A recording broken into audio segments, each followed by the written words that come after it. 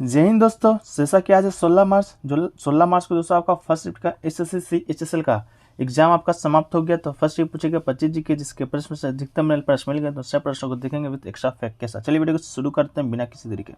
तो देखिए, आज का जो पहला प्रश्न पूछा गया था आपका, ओजोन दिवस कब मनाया जाता है। ठीक है, तो ये दोस्तों आपका ये दिवस है जो कि हमने PDF में आपको शामिल करके दे दिया था। ठीक है, तो अंतर्राष्ट्रीय ओजोन दिवस संरक्षण दिवस आपका 16 सितंबर को संयुक्त राष्ट्र महासभा के द्वारा घोषित किया गया था। ठीक है, तो आपका राइट आंसर दोस्तों आपका 16 सितंबर हो जाएगा। ठीक है, इसके अलावा यह पदनाम 19 दिसंबर 2000 को 1987 में उस तिथि की स्मृति मनाया गया था जिस पर राष्ट्रों ने ओजोन परत के क्षयकारी पदार्थ पर मॉन्ट्रियल प्रोटोकॉल पर स्वाक्षर किया था। ठीक है, इसके अलावा 1994 में संयुक्त राष्ट्र महासभा ने 16 सितंबर को ओजोन परत के संरक्षण के लिए अंतर्राष्ट्रीय दिवस है जो कि घोषित किया था।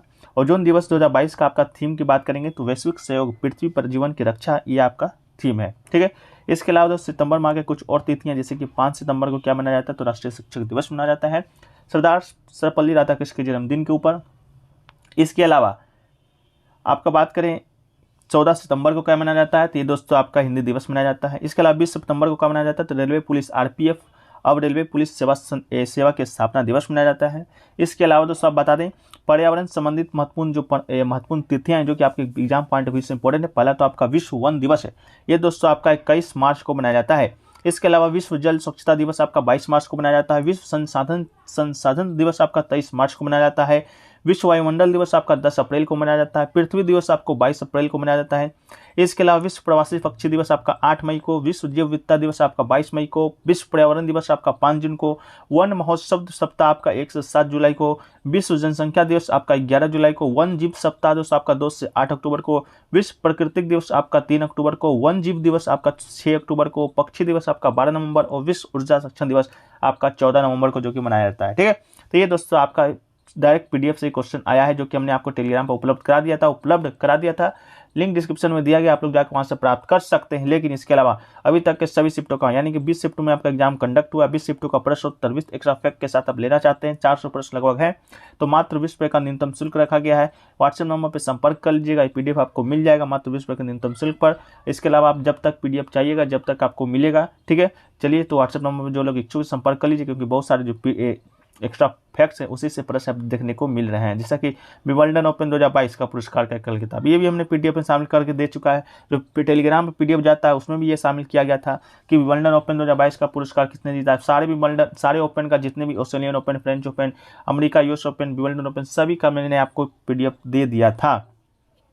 तो 2022 का विंबलडन चैंपियन एक ग्रैंड स्लैम स्तरीय टेनिस टूर्नामेंट था जो कि विंबलडन लंदन यूनाइटेड किंगडम में आयोजित होता है। ऑल इंडिया लॉन टेनिस और कॉर्पोरेट क्लब में हुआ था। इसके अलावा बात करें पुरुष एकल खिताब का विजेता कौन था, तो पुरुष एकल का खिताब का विजेता आप यहाँ पर देख सकते हैं, नोवाक जोकोविच। ठीक है, तो नोवाक जोकोविच इसका राइट आंसर हो जाएगा। इसके अलावा क्या पता अगला शिफ्ट में पूछ दिया जाए महिला एकल का, तो एलिना रैबकिना, इसको याद रखिएगा।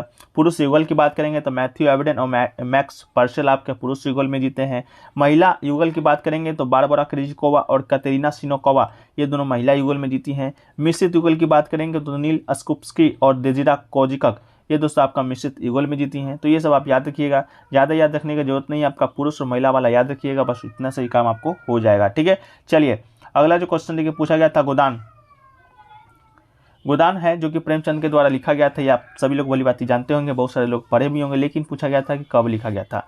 तो गोदान की बात करेंगे दोस्तों, तो प्रेमचंद का अंतिम और सबसे महत्वपूर्ण उपन्यास माना जाता है। कुछ लोग इसे उसकी सर्वोत्तम कृति भी मानते हैं।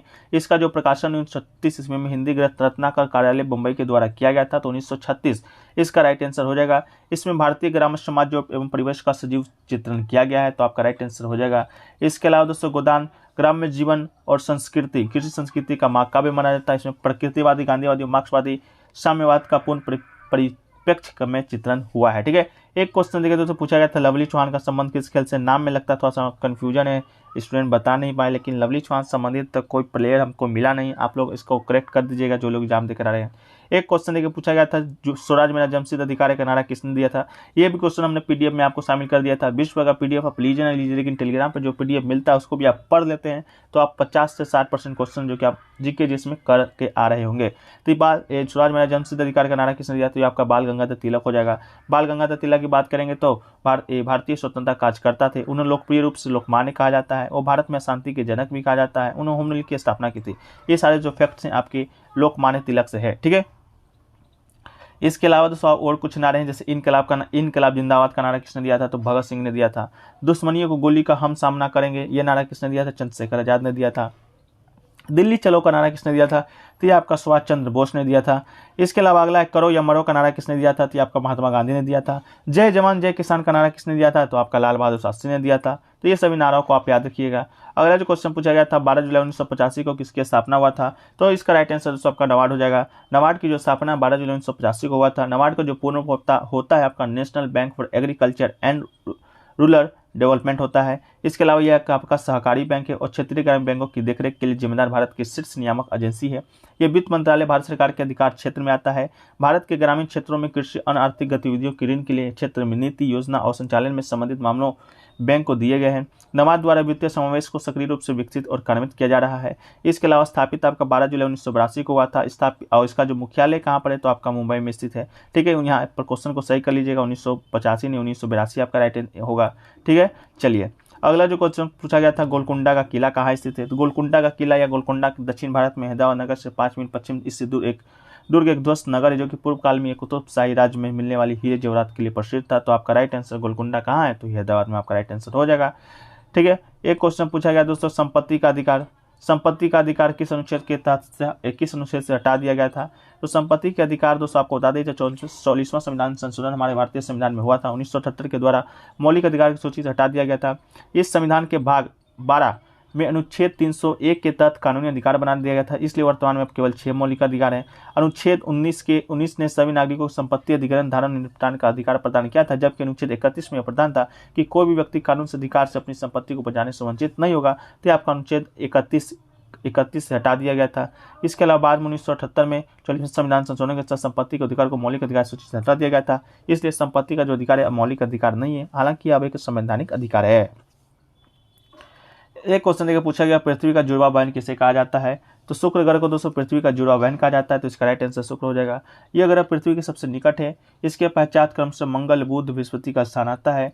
पृथ्वी में शुक्र का आकार लगभग बराबर है, अतः दोनों ग्रहों को जुड़वा ग्रह कहा जाता है। शुक्र यानी वीनस सूर्य से दूसरा ग्रह है और प्रत्येक 224.7 पृथ्वी दिनों में सूर्य की परिक्रमा जो कि करता है। अगला क्वेश्चन पूछा गया था दुरंत कप का विजेता और उप विजेता दोनों शायद पूछा गया था। तो दुरंत कप का बात करें, दुरंत कप 2022 का विनर का, तो बेंगलुरु एफसी इसका राइट आंसर विजेता में हो जाएगा। लेकिन बेंगलुरु एफसी ने पहली बार दुरंत कप जीतने में सफलता प्राप्त किया। किताबी मैच के बाद कप्तान सुनील छेत्री ने ट्रॉफी उठाया था और मुकाबला काफी रोमांचक हो गया था। बेंगलुरु एफसी ने रविवार को क्वार्टर फाइनल में मुंबई सिटी एफसी को 2-1 से हराकर पहली बार दुरंत कप का खिताब जीता था। तो उप विजेता आपसे पूछा गया था, तो आपका मुंबई सिटी एफसी आपका उप विजेता हो जाएगा। विजेता आपका बेंगलुरु एफसी हो जाएगा, इसको भी याद रखिएगा। बेंगलुरु एफसी के कप्तान कौन है, सुनील छेत्री है। ये सभी आप याद रखिएगा, का बहुत ही काम आने वाला है आपको अगले शिफ्ट में। एक क्वेश्चन पूछा गया था पश्चिमी घाट की ओर बहने वाली नदी कौन सी है, तो भारत में पश्चिम की ओर बहने वाली नदियों की बात करेंगे तो मुख्य रूप से ये अरब सागर में क्षेत्र में बहती है। लगभग 7 से 8 प्रमुख नदियां जो कि भारत के पश्चिम क्षेत्रों की ओर बहती है। प्रायद्वीपीय नदी की बात करेंगे तो आपका महानदियां हैं, गोदावरी है, कृष्णा है, कावेरी है, नर्मदा है, तापी है, पश्चिम घाट की प्रमुख नदियां हैं। महानदी गोदावरी, कृष्णा और कावेरी पूर्व की ओर बहने वाली नदियां, जबकि नर्मदा तापी पश्चिम की ओर बहने वाली नदियां हैं। तो ऑप्शन में क्या दिया गया था आप लोग कमेंट सेक्शन में कन्फर्म कर दीजिएगा। एक क्वेश्चन देखिए पूछा गया था कौन सा क्षार है जो कि चूने के पानी में मौजूद होता है, तो इसका राइट आंसर आपका कैल्शियम हाइड्रोक्साइड हो जाएगा। कैल्शियम हाइड्रोक्साइड के पतले घोल का सामान्य नाम चूने का पानी है। चूने का पानी को शुद्ध पानी में कैल्शियम हाइड्रोक्साइड को मिलाकर अघुलित यानी कि CaOH2 को छानने के द्वारा तैयार किया जाता है। यह प्राकृतिक रूप में आपका क्षार होता है। तो आपका कैल्शियम हाइड्रोक्साइड इसका राइट आंसर आपका होना है।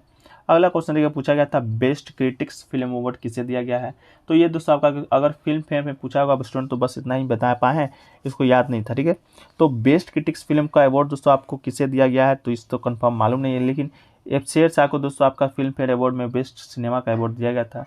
और इसमें जैसा कि आपको रणवीर सिंह को बेस्ट एक्टर का और कीर्ति सेनन को बेस्ट एक्ट्रेस का अवार्ड दिया गया था। तो क्रिटिक्स फिल्म पूछा था, शायद आपका फिल्म नहीं पूछा था, तो आप लोग कमेंट सेक्शन में कंफर्म एक बार करते चलिएगा कि क्या आपका पूछा था। ठीक है, तो दोस्तों ये सभी जो क्वेश्चन है आपके आज के सेकंड शिफ्ट में पूछे गए थे। इसके अलावा एक लवली चौहान वाला जो क्वेश्चन था आप लोग कमेंट सेक्शन में कंफर्म कर दीजिएगा। एक आपका कुतुब शाही राजवंशी से भी क्वेश्चन देखने को मिला था जो कि मिल नहीं पाया है। ठीक है, इसके अलावा लवली चौहान का आप लोग कमेंट सेक्शन में जरूर बता दीजिएगा कि क्या पूछा गया था। तो दोस्तों ये सभी क्वेश्चन आपके आज के सेकेंड शिफ्ट में कौन कौन से क्वेश्चन एसएससी सीएचएसएल एग्जाम में पूछे गए। तो पहला क्वेश्चन यहाँ पर ये होने वाला है आपका, जो कि आया था कि 61वां जो संविधान संशोधन है वो कब हुआ था। तो 61वें संविधान संशोधन की अगर बात करें तो ये आपका अधिनियम 1989 में आया हुआ था, या फिर आपको ऑप्शन में 1988 यानी कि 1988 दिया होगा। तो ये आपका 1989 का संविधान संशोधन अधिनियम था, और इस अधिनियम के द्वारा संविधान के अनुच्छेद 326 का संशोधन करके मताधिकार की आयु 21 वर्ष से घटा करके 18 वर्ष कर दी गई थी, जिससे कि ताकि उस देश के युवा वर्ग जिसे अभी तक कोई प्रतिनिधित्व नहीं मिल पाया अपनी भावनाएं व्यक्त करने का अवसर मिल सके और राजनीतिक प्रक्रिया का अंग बन सके। तो यहाँ पर ये अगर ये पूछा जाए कि किस प्रधानमंत्री के शासनकाल में हुआ था, तो उस समय भारत के प्रधानमंत्री राजीव गांधी थे। 1989 में आपका यह अधिनियम आता है, जिसमें आपकी वोट डालने की जो आयु है वो 21 वर्ष से घटा करके 18 वर्ष कर दी गई थी। ये आपका क्वेश्चन पॉलिटी से यहाँ पर पूछा गया था। नेक्स्ट क्वेश्चन देखेंगे। नेक्स्ट क्वेश्चन आपका ये पूछा गया था कि 2022 में भारत के मुख्य आर्थिक सलाहकार यानी कि इकोनॉमिक एडवाइजर किसे नियुक्त किया गया। अगर 2022 की बात करें तो डॉक्टर वी अनंत नागेश्वरन यहाँ पर आपका बिल्कुल राइट आंसर हो जाएगा।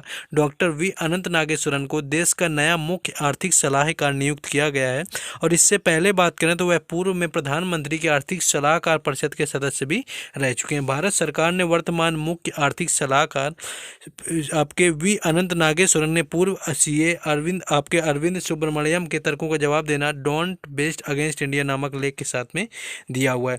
तो इससे पहले जो आपका रहे हैं यहाँ पर सीए जो थे वो आपके अरविंद सुब्रमण्यम रहे, लेकिन 2022 में जो यानी कि वर्तमान में मुख्य आर्थिक सलाहकार है वी अनंत नागेश्वरन है। तो यहाँ पर बिल्कुल राइट आंसर था, करंट का क्वेश्चन है, और कई एसएससी एग्जाम में आपका इससे पहले भी पूछा जा चुका है, जितने भी एसएससी के एग्जाम में हुए हैं 2 से 3 बार। नेक्स्ट आगे आपका एक क्वेश्चन ये आया हुआ था कि MS-365 में प्रिंट करने के लिए कौन सा शॉर्टकट की आपका यूज होता है। अगर MS-365 की बात करें तो यहाँ प्रिंट करने से लेकर के अगर हम बात करेंगे कि कौन सा यूज होता है आपका, तो प्रिंट करने का पूछा गया था, तो आपका Ctrl+P यहाँ पर राइट आंसर हो जाएगा। यानी अगर बात करें तो प्रिंट करने के लिए आपका Ctrl+P का यूज किया जाता है, वहीं अनडू करने के लिए Ctrl+Z का यूज किया जाता है, और रीडू आपका यानी करने के लिए Ctrl+Y का यूज किया जाता है, और फाइंड के लिए आपका Ctrl+F का यूज किया जाता है।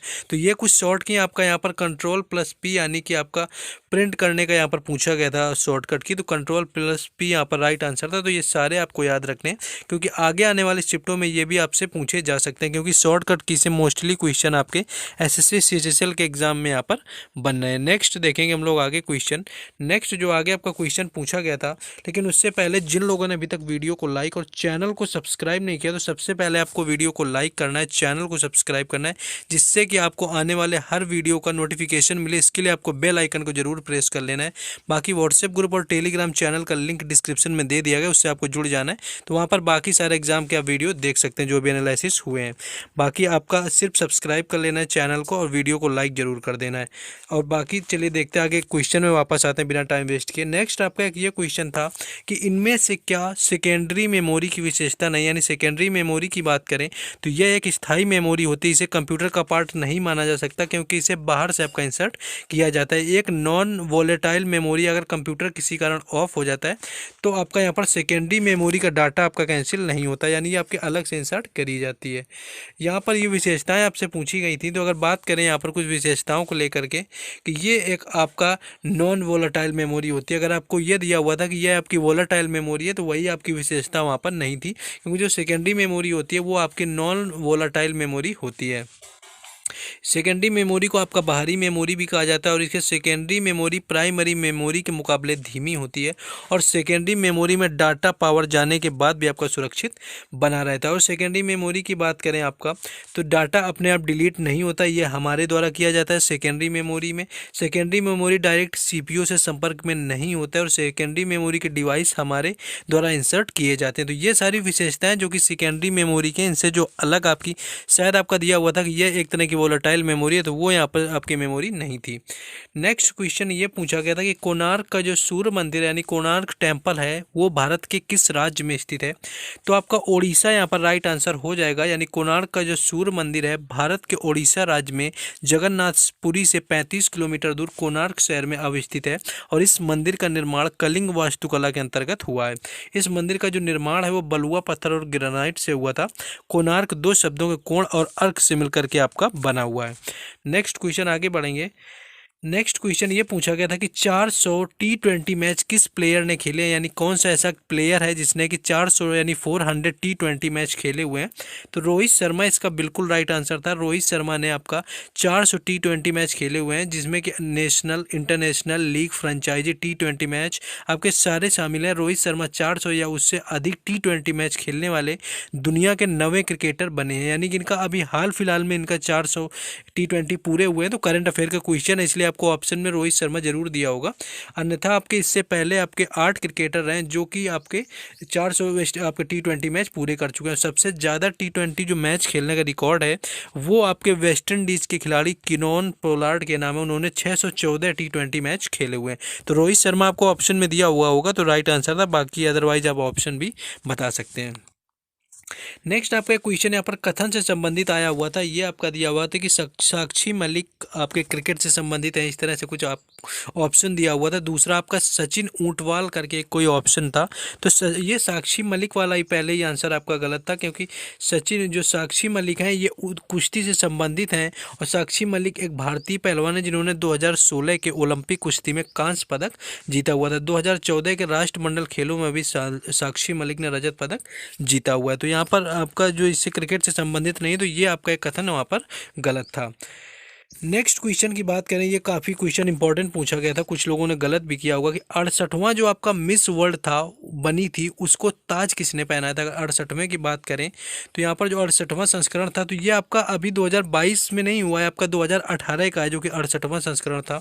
8 दिसंबर 2018 को चीन के शाने शहर में आयोजित मिस वर्ल्ड 2018 अंतर्राष्ट्रीय सौंदर्य प्रतियोगिता के आपके 68वें संस्करण में कुल 118 प्रतियोगिताओं ने भाग लिया होता। भारत की तरफ से अब तक 6 महिलाएं बन चुकी हैं, जिसमें मानसी छिल्लर आपकी 2017 में बनी थी, यानी यहाँ पर आपका 2018 का 68वां पूछा गया।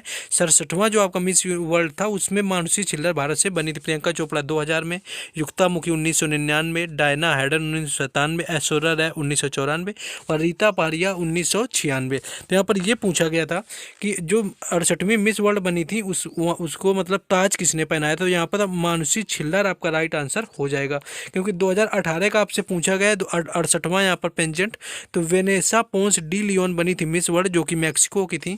और तो इनको जो ताज पहनाया था वो मानसी छिल्लर ने पहनाया था, क्योंकि जो पहले रह चुका होता है 1 साल वो वही जो आपका जो होता है वो आने वाले मिस वर्ल्ड को ताज पहनाता है जो पिछले वर्ष का होता है। तो मानसी छिल्लर 2017 की थी, तो उन्होंने यहाँ पर पहनाया हुआ था।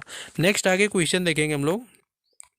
नेक्स्ट क्वेश्चन था कि बारादोली का सत्याग्रह कब हुआ था। तो बारादोली का अगर सत्याग्रह की बात करें कि यह आपका कब हुआ था, तो बारादोली का जो सत्याग्रह है भारतीय स्वाधीनता संग्राम के दौरान जून 1928 में गुजरात में हुआ था। यह एक प्रमुख किसान आंदोलन था जिसका नेतृत्व वल्लभ भाई पटेल ने किया हुआ था। तभी यहाँ पर बारादोली की महिलाओं ने सरदार वल्लभ भाई को सरदार की उपाधि दी हुई थी। 1928 में गुजरात में हुआ था और यहीं से बारादोली की महिलाओं ने वल्लभ भाई पटेल को सरदार की उपाधि भी दी हुई थी। तो यह क्वेश्चन यहाँ पर बारादोली सत्याग्रह से पूछा गया था। नेक्स्ट क्वेश्चन था कि डूरंड कप 2022 का विजेता कौन है। अगर डूरंड कप की बात करें कि विजेता कौन है, तो बेंगलुरु यहाँ पर राइट आंसर हो जाएगा, यानी बेंगलुरु एफसी ने पहली बार डूरंड कप जीतने में सफलता आपके प्राप्त की हुई है। खिताबी मैच के बाद कप्तान सुनील छेत्री ने ट्रॉफी उठाई थी, यानी कि जो बेंगलुरु एफसी के कप्तान है वो सुनील छेत्री हैं। और जो फाइनल मैच है वो मुंबई सिटी एफसी और बेंगलुरु एफसी के बीच में हुआ था, जिसमें कि मुंबई सिटी उप विजेता रही हुई थी। ये क्वेश्चन फर्स्ट शिफ्ट में पूछा गया था कि डूरंड कप 2022 का उप विजेता कौन रहा हुआ था। तो मुंबई सिटी उप विजेता थी और अभी विजेता जो है पहली बार यहाँ पर बेंगलुरु एफसी ने जीता हुआ है। नेक्स्ट क्वेश्चन देखेंगे। नेक्स्ट क्वेश्चन था कि G20 सम्मेलन की बैठक कहाँ पर होगी। अगर G20 की बात करें समिति की, तो जो 2023 में होनी है, ये 2023 में G20 की बैठक होगी, और जिसका आपके आगामी 18वें नंबर की बैठक होगी, जो कि 2023 में प्रगति मैदान दिल्ली में होने वाली शिखर बैठक है। यह अब तक का पहला G20 शिखर सम्मेलन भारत और दक्षिण एशिया में भी आयोजित किया जाएगा, यानी भारत में आयोजित होने वाला पहला G20 का सम्मेलन है, जो कि 2023 में भारत में दिल्ली शहर में आयोजित किया जाएगा। तो ये क्वेश्चन करंट अफेयर का यहाँ पर पूछ लिया गया था। नेक्स्ट क्वेश्चन एक ब्लीचिंग पाउडर को आया हुआ था, या तो ब्लीचिंग पाउडर का आपका रासायनिक सूत्र पूछा गया था, या फिर ये आया हुआ था कि इनमें से सबसे अधिक बॉइलिंग पॉइंट यानी कि सबसे अधिक क्वथनांक इनमें से किसका होता है, और उसमें ब्लीचिंग पाउडर दिया हुआ था, जो कि राइट आंसर था आपका। अगर बात करें रासायनिक नाम की, तो कैल्शियम हाइपोक्लोराइट यहाँ पर राइट आंसर हो जाएगा, जो कि ब्लीचिंग पाउडर का रासायनिक नाम होता है, और इसका जो सूत्र होता है वो CaOCl2 होता है, यानी कैल्शियम हाइपोक्लोराइट को आमतौर पर ब्लीचिंग पाउडर के रूप में जाना जाता है, और इसका सूत्र CaOCl2 होता है। ये हल्का पीले रंग का पाउडर होता है, जिसमें क्लोरीन की तीव्र गंध होती है, और ये सूखे स्लेट पर क्लोरीन की क्रिया के द्वारा संश्लेषित किया जाता है। नेक्स्ट क्वेश्चन था यहाँ पर, भारतीय संविधान का आपका 74वां संविधान संशोधन अधिनियम पूछा गया था कि 74वां जो संशोधन था वो किससे संबंधित था। तो इसकी बात करें तो इस अधिनियम का जो आपका 74वां था, इस अधिनियम के तहत शहरी स्थानीय निकायों को संवैधानिक दर्जा प्राप्त किया गया था। नगरों में स्थानीय स्वशासन को मजबूत करने या उसे सक्रिय करने के लिए 1992 में संविधान का 74वां संविधान संशोधन संसद द्वारा पारित किया गया और एक कानून बनाया गया, जो 1 जून 1993 से लागू किया गया। तो ये नगर निगम से संबंधित आपका था। तो ये कुछ क्वेश्चन थे जो आज आपके 16 मार्च सेकेंड शिफ्ट में SSC CHSL के एग्जाम में पूछे गए। तो जिन लोगों ने अभी तक वीडियो को लाइक ना किया हो, लाइक कर दें। बाकी वीडियो को अगर अभी तक आपने लाइक नहीं किया तो लाइक कर देना। जय हिंद दोस्तों, जैसा कि याद है 16 मार्च को आपका थर्ड शिफ्ट का SSC CHSL का एग्जाम है, जो कि समाप्त हो गया है। तो थर्ड शिफ्ट में पूछे जाने 25 GK जिसके प्रश्न से अधिकतम रियल प्रश्न मिल गए, तो सब प्रश्नों को देखेंगे विद एक्स्ट्रा फैक्ट के साथ। ठीक है, तो चलिए वीडियो को शुरू करते हैं बिना किसी देरी के। तो देखिए, आज का जो हमारा पहला प्रश्न पूछा गया था वो आपका पूछा गया था कि ओलंपिक जो 2024 वाला है वो आपका कहाँ पर आयोजित किया जाना है। ठीक है, तो ओलंपिक 2024 का आपका पूछा था, तो 2024 में जो आपका होना है ग्रीष्मकालीन ओलंपिक होना है। ठीक है, उसका जो मेजबान शहर है आपका पेरिस फ्रांस है। ठीक है, तो आपका पेरिस फ्रांस आपका राइट आंसर हो जाएगा। इसके अलावा ओलंपिक 2024 का आपका आदर्श वाक्य क्या है, तो आपका मेड फॉर शेयरिंग इसका आदर्श वाक्य है। इसके अलावा 2024 में पेरिस ओलंपिक में शामिल करने के लिए प्रस्तावित अतिरिक्त खेल के रूप में स्केट बोर्डिंग है, स्पोर्ट क्लाइंबिंग है, सर्फिंग है और ब्रेकिंग की पुष्टि की गई है। इसके अलावा आपका 2018 का जो ओलंपिक है वो आपका कहाँ पर होना है, तो आपका लॉस एंजलिस कैलिफोर्निया संयुक्त राज्य अमेरिका में 2018 का ग्रीष्मकालीन ओलंपिक होना है। ठीक है, तो ओलंपिक जैसा कि आपका हर 4 साल के बाद आयोजित होता है, तो 2024 का पेरिस फ्रांस में, 2028 का आपका कहाँ होगा, तो लॉस एंजलिस अमेरिका में। इसके अलावा 2020 में भी आपका ओलंपिक जो हुआ था वो आपका हुआ था टोक्यो जापान में, जिसमें आपका भारत ने 7 मेडल और 1 स्वर्ण पदक नीरज चोपड़ा ने लाया था। ठीक है, तो ये आपका पूछा गया था। इसके अलावा बात करें आपका, तो अगला जो क्वेश्चन पूछा गया था, भूटान का आधिकारिक भाषा क्या है, ये पूछा गया था। तो भूटान का जो आधिकारिक भाषा है आपको बता दें जोंगखा भूटान की आधिकारिक भाषा है। ठीक है, तो इसका राइट आंसर आपका हो जाएगा जोंगखा। ठीक है, जोंगखा या तो भूटान के लाखों लोगों के द्वारा बोली जाने वाली एक चीनी तिब्बती भाषा है। ये भूटान साम्राज्य की एकमात्र आधिकारिक और राष्ट्रीय भाषा है। ठीक है, तो आपका राइट आंसर जोंगखा हो जाएगा। ठीक है, चलिए अगला जो क्वेश्चन आपका पूछा गया था, PbNO3 को जब गर्म किया जाता है तो आपका क्या निकलता है या कौन सी गैस निकलती है, इस प्रकार का क्वेश्चन पूछा गया था। तो दोस्तों आपका PbNO3 यानी कि लेड नाइट्रेट को गर्म होने पर लेड ऑक्साइड नाइट्रोजन डाइऑक्साइड और ऑक्सीजन में विघटित हो जाता है, जो सभी जहरीले उत्पाद है। लेड नाइट्रेट के अपघटन के परिणाम स्वरूप आपका लेड ऑक्साइड, नाइट्रोजन डाइऑक्साइड और ऑक्सीजन बनता है। ठीक है, PbNO2 और O2 जब तब बनते हैं जब लेड नाइट्राइट को सूखी परख नली O2 में जोर से गर्म किया जाता है। ठीक है, तो ये क्वेश्चन आपका पूछा गया था। एक क्वेश्चन है कि पूछा गया था अल-बरूनी के बारे में कि अल-बरूनी की पुस्तक इनमें से कौन नहीं है। ठीक है, तो ऑप्शन तो चारों मिल नहीं पाए, लेकिन अल-बरूनी के विषय में हम लोग चर्चा करें तो अल-बरूनी एक ईरानी विद्वान था। ठीक है, उन्हें आधुनिक भूगणित का जनक माना जाता है। अल-बरूनी वो यात्री था जो कि केरल को मालाबार कहा था। इसके अलावा किताब उल हिंद आपका अरबी किताब है जो कि अल-बरूनी के द्वारा लिखा गया है। तो एक किताब तो आपका अल-बरूनी के द्वारा क्या लिखा गया, किताब उल हिंद। इसके अलावा किताब अल-तफीम अल-बरूनी द्वारा लिखी पुस्तक है जो कि फारसी और अरबी दोनों में है। तो किताब अल-तफीम किताब उल हिंद ये आपका अल-बरूनी के द्वारा लिखा गया है। इसके अलावा उन्होंने 1017 में भारतीय उपमहाद्वीप की यात्रा किया था। इसके अलावा तारिक अल हिंद भारत का जो इतिहास है अल-बरूनी के द्वारा ही लिखा गया है। कौन सा, तारिक अल हिंद, जिसमें आपका भारत का इतिहास है अल-बरूनी के द्वारा लिखी पुस्तक है जो कि भारतीय संस्कृति के अध्ययन पर आधारित है। उनका जो जन्मदिन है ईरान में सर्वेक्षण इंजीनियर के दिन के रूप में मनाया जाता है, तो इस बात को भी आप याद रखिएगा। ठीक है, चलिए एक क्वेश्चन देखिए पूछा गया था भरतनाट्यम कहाँ का शास्त्रीय नृत्य है। तो आपको भरतनाट्यम मालूम होगा, भरतनाट्यम सबसे पुराना भारतीय शास्त्रीय नृत्य है। तो आपका राइट आंसर भरतनाट्यम कहाँ का हो जाएगा, तो आपका तमिलनाडु का हो जाएगा। इसकी जो उत्पत्ति है सैकड़ों साल पहले तमिलनाडु राज्य में हुआ था। यह नृत्य रूप दक्षिण भारत के धार्मिक विषयों और आध्यात्मिक विचारों को व्यक्त करता है। इसके अलावा प्राचीन तमिल महाकाव्य शिल्पातिकारम में भरतनाट्यम का वर्णन किया गया है। ठीक है। तो ये आपका भारत का शास्त्रीय नृत्य है। ये भारतनाट्यम के अलावा संगीत नाटक अकादमी, भारत की जो राष्ट्रीय अकादमी है, भारत में केवल 8 शास्त्रीय नृत्यों को मान्यता प्रदान करता है। तो वो 8 शास्त्रीय नृत्य कौन कौन से हैं? तो पहला आपका भारतनाट्यम हो गया। इसके अलावा केरल का दोस्तों आपका 2 याद रखिएगा, केरल का कथकली और आपका मोहिनीअट्टम, ये आपका केरल का है। इसके अलावा एक आपका सतरिया है जो कि आपका पूर्वी भारत का असम का है। इसके अलावा एक आपका मणिपुरी शास्त्रीय नृत्य जो कि आपका मणिपुर का है। इसके अलावा कुचिपुड़ी याद रखिएगा जो कि आपका आंध्र प्रदेश का है। इसके अलावा कथक याद रखिएगा जो कि दोस्तों आपका उत्तर भारत का है। इसके अलावा एक आप याद रखिएगा तो ओडिसी याद रखिएगा जो कि आपका ओडिशा का शास्त्रीय नृत्य है। इसके अलावा संस्कृति मंत्रालय की बात करेंगे तो संस्कृति जो मंत्रालय भारत का, वो छऊ नृत्य को भी भारत का शास्त्रीय नृत्य का दर्जा जो कि मानता है, जिससे भारत में शास्त्रीय नृत्य की संख्या कुल एक संख्या 9 हो जाती है। ठीक है। तो संस्कृति मंत्रालय के अनुसार शास्त्रीय नृत्य आपका 9 है, लेकिन संगीत नाटक अकादमी के अनुसार केवल 8 ही शास्त्रीय नृत्य है। छऊ नृत्य की बात करेंगे तो ये दोस्तों आपका पूर्वी भारत का शास्त्रीय नृत्य हो जाएगा, अगर संगीत नाटक अकादमी भी मान्यता प्रदान कर देता है तब। ठीक है। तो क्वेश्चन जब पूछा जाएगा तो संगीत नाटक अकादमी और संस्कृति मंत्रालय दोनों को आप माइंड में रखकर ही क्लिक कीजिएगा। एक क्वेश्चन देखिए पूछा गया था आपका, शिक्षा का अधिकार है जो कि किस संविधान संशोधन के द्वारा हमारे भारतीय संविधान में जोड़ा गया था? तो आपको बता दें 2002 में आपका संविधान का 6वां संशोधन अधिनियम किया गया था। शिक्षा के अधिकार के माध्यम से एक मौलिक अधिकार के रूप में पहचाना जाने लगा था। लेख 21A इसलिए सम्मिलित होना, जिसमें कहा गया है कि राज्य के रूप में इस तरीके से विधि के द्वारा निर्धारित कर सकता है कि 6 से 14 वर्ष की आयु के सभी बच्चे को मुफ्त और अनिवार्य शिक्षा प्रदान करेगा। ठीक है। तो ये भी याद रखिएगा कितने से कितने साल के बच्चों के लिए, तो 6 से 14 साल के बच्चे के लिए। ये आपका कब जोड़ा गया था? तो 2002 में जोड़ा गया था। 6वां संविधान संशोधन के माध्यम से कहाँ जोड़ा गया था? तो अनुच्छेद 21 के ए में जोड़ा गया था। ठीक है। इसके अलावा ये आपका मौलिक अधिकार बन गया था। मौलिक अधिकार वर्तमान में 6 हैं, मूल संविधान में आपके 7 हैं। इसको भी आप याद रखिएगा। लिया कहाँ से गया मौलिक अधिकार? तो ये आपके कहाँ से लिया गया है? तो संयुक्त राज्य अमेरिका के संविधान से लिया गया है।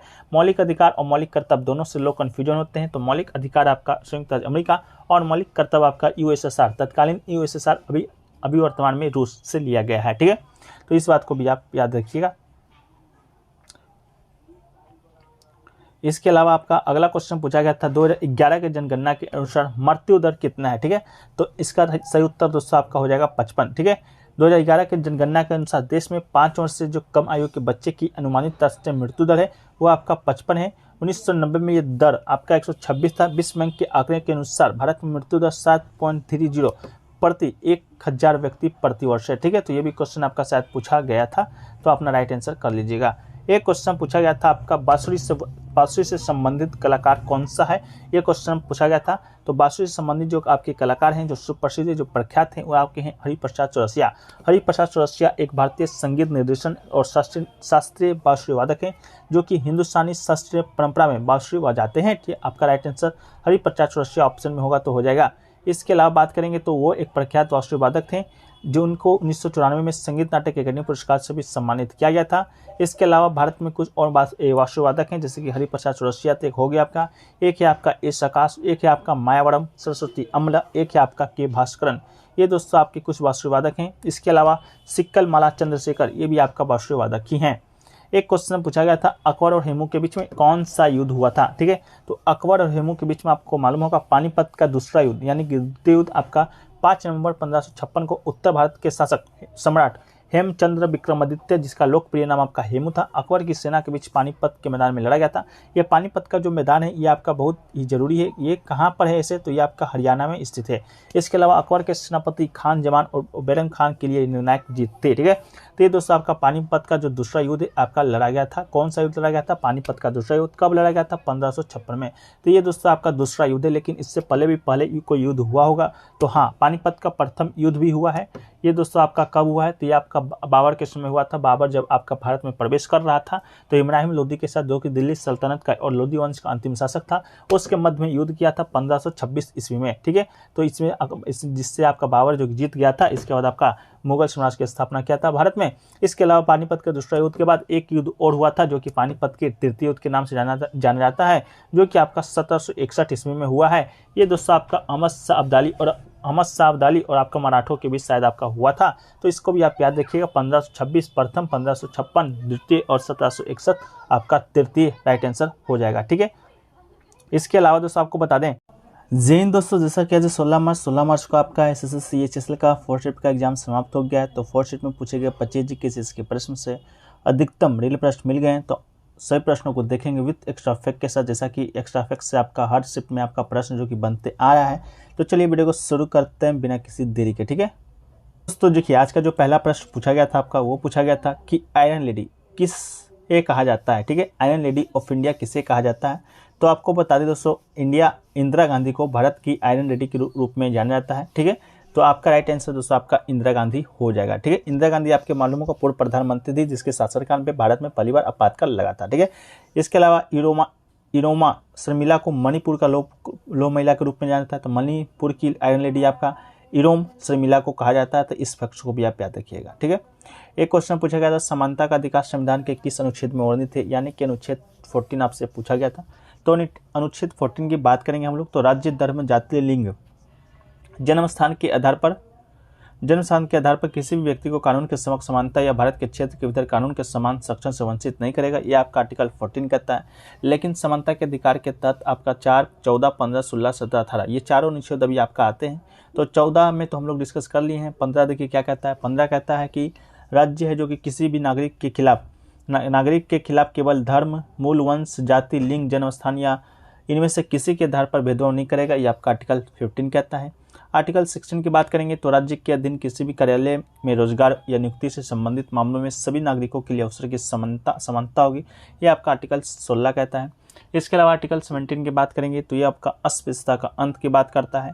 इसके अलावा आर्टिकल 18 की बात करेंगे तो सैन्य और शैक्षणिक को छोड़कर उपाधियों का उन्मूलन करता है आपका आर्टिकल 18। तो ये दोस्तों आपकी समानता का अधिकार था, जो कि आपके मूल अधिकार के अंतर्गत आपका आता है। मूल अधिकार आपको मालूम को वर्तमान में 6 हैं, मूल संविधान में 7 हैं। अगला क्वेश्चन पूछा गया था, ओलंपिक 2000 में वेट लिफ्टिंग में पदक है जो कि किसने जीता था। यह क्वेश्चन का लैंग्वेज इस तरह आपका था कि ओलंपिक 2020 में कर्णम मल्लेश्वरी ने कौन सा पदक जीता है। तो भारतीय भारोत्तोलक कर्णम मल्लेश्वरी ओलंपिक में पदक जीतने वाली भारत की पहली महिला एथलीट है, ये बात आपको मालूम होगा। यह प्रतिष्ठित सम्मान उन्हें साल 2000 में हासिल किया था। सिडनी 2000 ओलंपिक में कर्णम ने कारनामा करके मुकाम हासिल किया था। तो ओलंपिक आपका हुआ कहाँ था सिडनी, इसके बात को भी आप याद रखिएगा। सिडनी 2000 ओलंपिक में कर्णम ने यह कारनामा के लिए मुकाम हासिल किया था। कुल 240 किलो में उन्होंने स्नेच श्रेणी में 110 किलोग्राम और क्लीन एंड जर्क में 130 किलोग्राम भार उठाते हुए कर्णम मल्लेश्वरी ओलंपिक में कांस्य पदक जीतने वाली पहली भारतीय महिला बनी थी। ठीक है, तो आपका पदक कांस्य हो जाएगा। इसके अलावा अगर किसने पूछा होगा तो आपका कर्णम मल्लेश्वरी हो जाएगा। तो मेरे ख्याल से आपका कांस्य पदक ऑप्शन में दिया गया होगा। एक क्वेश्चन पूछा गया कि किस विटामिन की कमी के कारण बेरी रोग होता है। तो इसका राइट आंसर आपका विटामिन B1 हो जाएगा। विटामिन B1 की कमी के कारण आपका बेरी नामक रोग होता है। इसके अलावा विटामिन A की कमी के कारण आपका रतौंधी होता है, संक्रमण का खतरा होता है। इसके अलावा जीरोपथेल्मिया होता है। इसके अलावा मोतियाबिंद, त्वचा शुष्क व सल की आपका हो जाता है विटामिन A की कमी के कारण। विटामिन B1 की कमी के कारण, जैसा कि आज का शिफ्ट में पूछा गया था, बेरी नामक रोग होता है। विटामिन B2 की कमी के कारण आपका त्वचा का फटना, आंखों का लाल होना आदि होता है। इसके अलावा विटामिन B3 से दोस्तों आपका त्वचा पर दाद होना आपका विटामिन B3 से होता है। इसके अलावा विटामिन B5 से आपका बाल सफ़ेद होना या मंदबुद्धि होना B5 विटामिन कमी के कारण होता है। विटामिन B6 की कमी के कारण आपका एनीमिया या त्वचा रोग होता है। इसके अलावा विटामिन B7 की कमी के कारण आपका लकवा होता है, शरीर में दर्द होता है, बालों का गिरना होता है। इसके अलावा विटामिन B12 की कमी से आपका एनीमिया या पेचिस रोग होता है। एवं विटामिन C की कमी से बात करेंगे तो आपका अस्कर्वी रोग होता है विटामिन C की कमी से। इसके अलावा दोस्तों आपका विटामिन D की कमी से कौन सा रोग होता है, तो रिकेटस होता है या ऑस्टियोमलेशिया होता है। विटामिन D है जो दोस्तों आपका सूर्य की रोशनी से आप भी प्राप्त कर सकते हैं, जैसा कि आज की MP पटवारी एग्जाम में पूछा गया था। विटामिन E की कमी से आपका जनन शक्ति कम हो जाना विटामिन E की कमी से कारण होता है। अंत में आपका विटामिन K की कमी के कारण रक्त का तक्का न जमना, ये आपका विटामिन K की कमी के कारण होता है। ठीक है, तो सभी विटामिन से कमी होने वाले रोग मैंने आपके साथ डिस्कस कर दिया है। आशा करते हैं कि आगे आपके एग्जाम में आएंगे तो आप उसे सही करके आएंगे। एक क्वेश्चन पूछा गया था, ऑपरेशन गंगा है जो कि किस लिए चलाया गया था। तो भारत सरकार के द्वारा जो ऑपरेशन गंगा है, यूक्रेन में फंसे सभी भारतीय नागरिक को वापस लाने के लिए एक निकासी पहल है, जिसमें एयर इंडिया की सहायता से भारतीयों को यूक्रेन से भारत वापस लाया जा रहा है।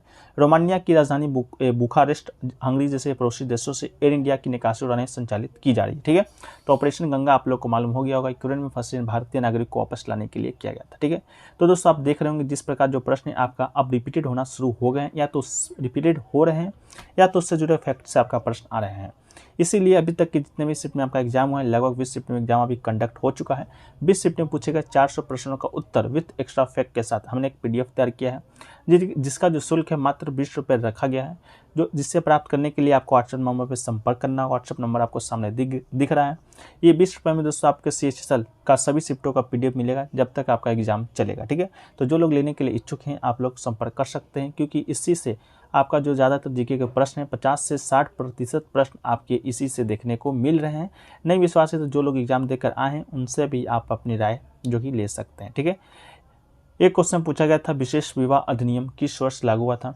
तो विशेष विवाह अधिनियम 1954 भारत की संसद का एक अधिनियम है, जो कि भारत सरकार के लोगों और विदेशी देशों में सभी भारतीय नागरिक के लिए विवाह का विशेष प्रदान करता है।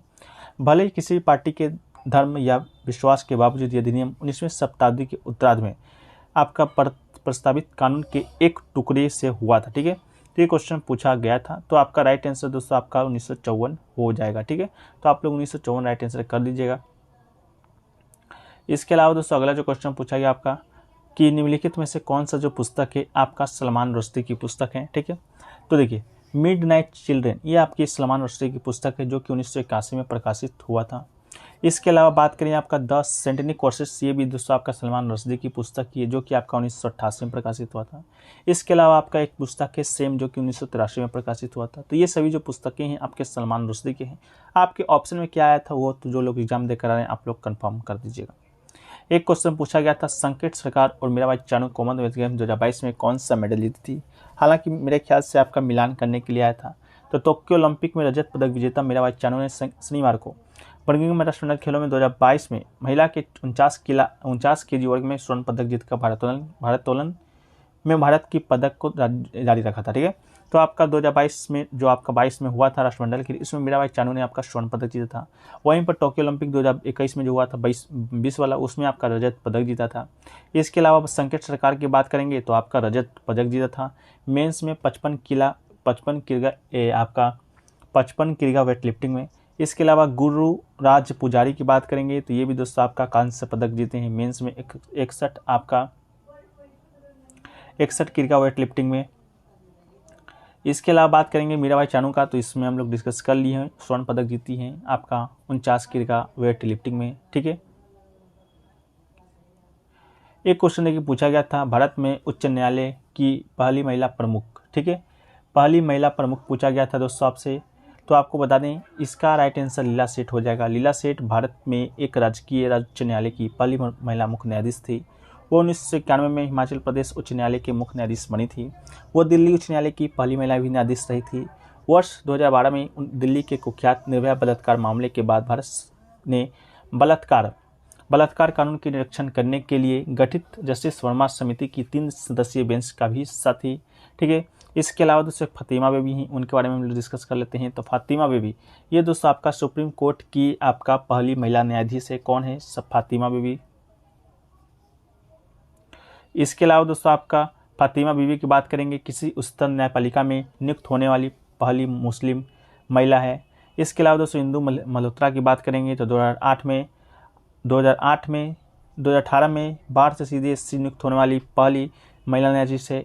इसके अलावा 2007 में सुप्रीम कोर्ट के द्वारा वरिष्ठ महिला के रूप में नामित होने वाली दूसरी महिला है। इसके अलावा वर्तमान में सुप्रीम कोर्ट के न्यायाधीश हैं। इसके अलावा दोस्तों रूमपाल जी की बात करेंगे तो ये दोस्तों 2006 में अपनी सेवानिवृत्त तक SC न्यायाधीश थी, तो इसको भी आप याद है जो कि रखिएगा।